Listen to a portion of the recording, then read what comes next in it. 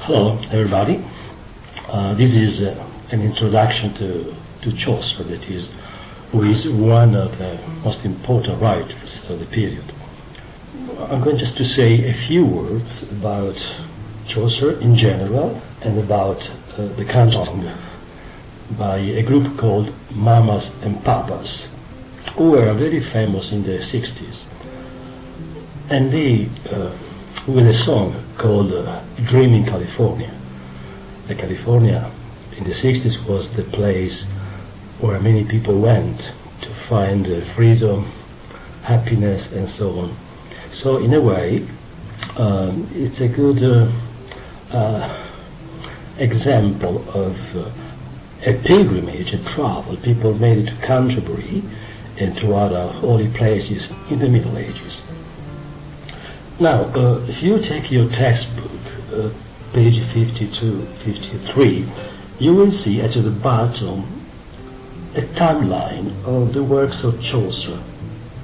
It's quite easy to see that he spent a lot of time in France and Italy, and so he could speak French and Italian, and he knew French literature and Italian literature.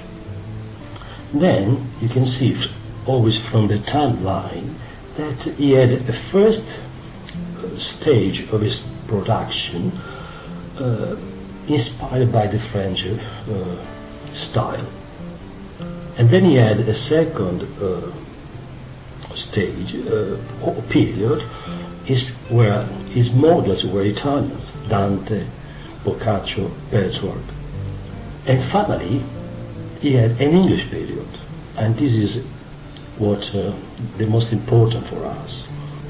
That is, after having imitated French writers and Italian writers, he decided to create his own style in English, using English as the medium, as the language. Now you may think that there was already an English language all over England. No, it was not like that.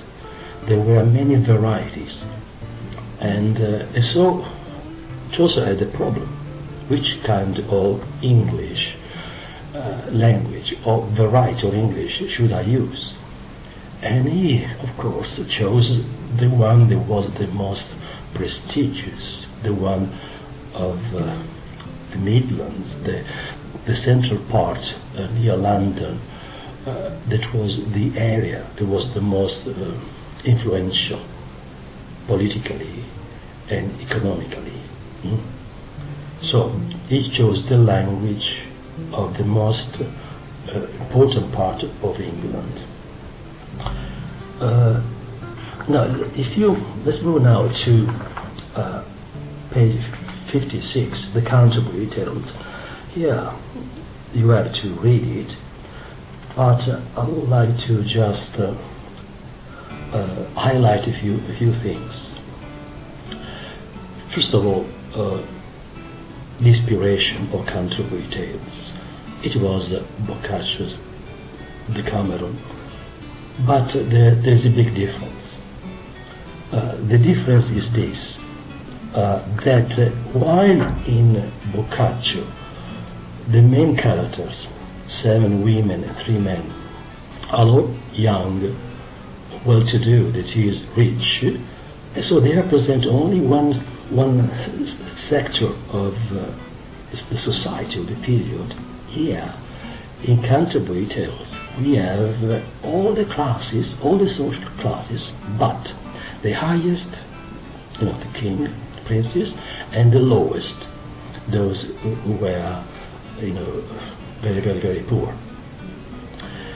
And the purpose is different also, because here in the Canterbury Tales, as you're going to see also in the book, and when we read the presentation of the characters, there is a social purpose.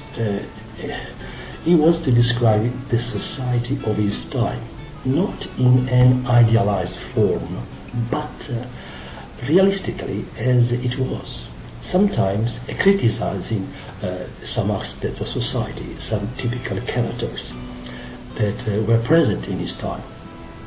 you will see that some characters are really incredible. For example, the wife of Bath is quite inspiring even today, and others are example of double face. They want to appear something, in reality they are something else. I will start now with a song that is called Canterbury Tales remixed by a group called Mamas and Papas. They use the same music of their famous song Dream in California, but tell the story of Canterbury Tales.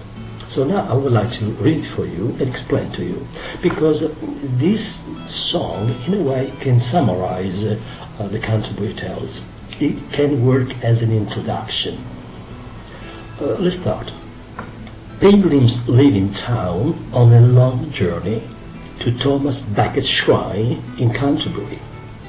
So, a group of people with a religious objective to go on pilgrimage to a holy place, they start a long journey. They left the town of London, going south to Canterbury to see the holy place of Thomas Becket. There was a martyr, a person who died for his own ideas to save the Church of Rome.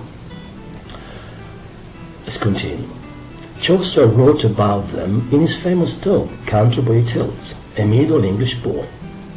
So, the story of that pilgrimage was written by a writer, medieval writer called Chaucer, in his most famous work called Canterbury Tales.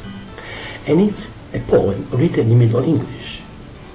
If you remember, English evolved from Old English, that was more similar to German in a way, to Middle English, that is something in the middle, and then there is Modern English.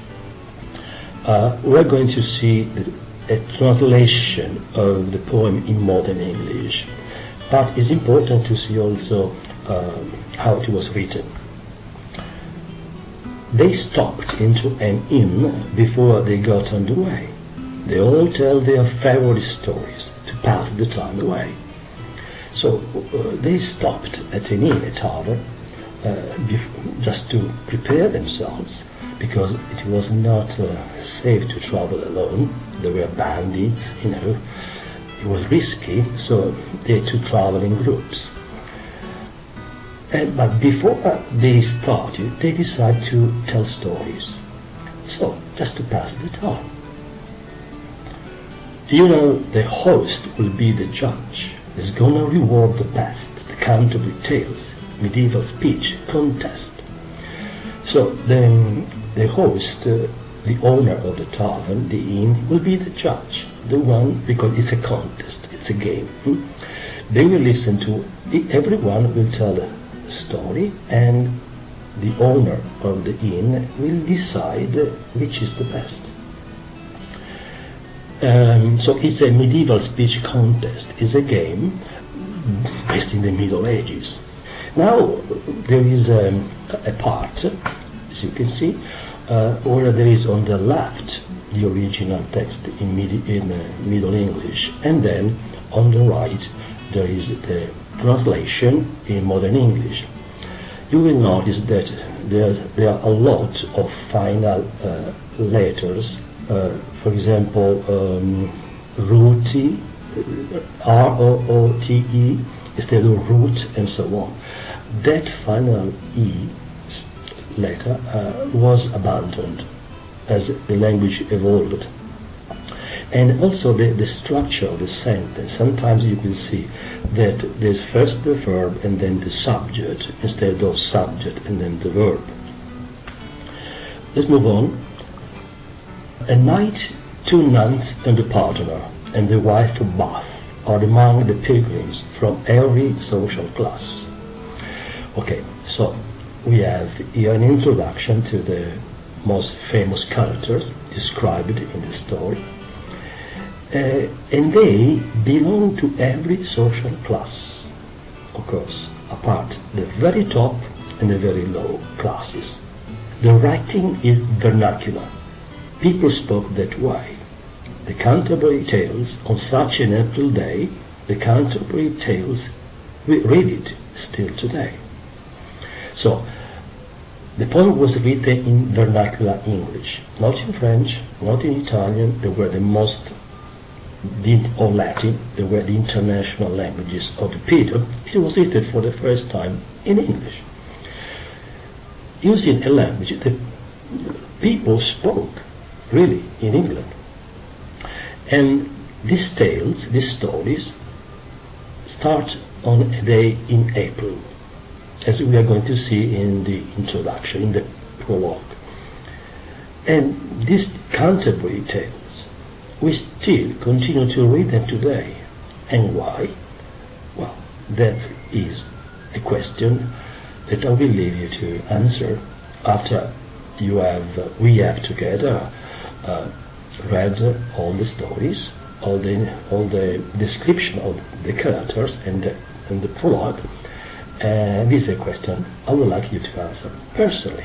Why should we today still read this poem? Okay, bye-bye.